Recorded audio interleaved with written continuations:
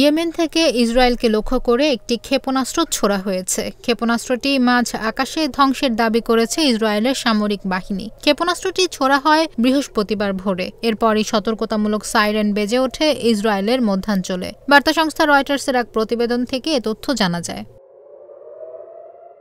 এ ঘটনায় আতঙ্ক ছড়িয়ে পড়ে রাজধানী তেল আবিব সহ আশেপাশের এলাকায়। হাজারো বাসিন্দাকে সরানো হয়েছে নিরাপদ স্থানে। এ ঘটনায় কোনো হতাহত বা ক্ষয়ক্ষতির ঘটনা ঘটেনি।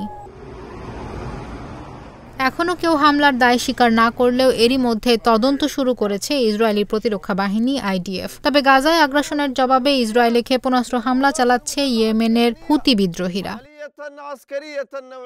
ইসরায়েলি বাহিনী এক বিবৃতিতে বলেছে, কিছুক্ষণ আগে মধ্য ইসরায়েলের বেশ কিছু এলাকায় সাইরেন বাজানোর পর ইয়েমেন থেকে ছোড়া একটি ক্ষেপণাস্ত্র প্রতিহত করা হয়েছে। ইসরায়েলি সেনাবাহিনীর ম্যাগেন ডেভিড অ্যাডম জরুরি পরিষেবা জানিয়েছে, ক্ষেপণাস্ত্রটিতে কেউ আহত হননি, যদিও আশ্রয় নিতে গিয়ে একজন আহত হয়েছেন।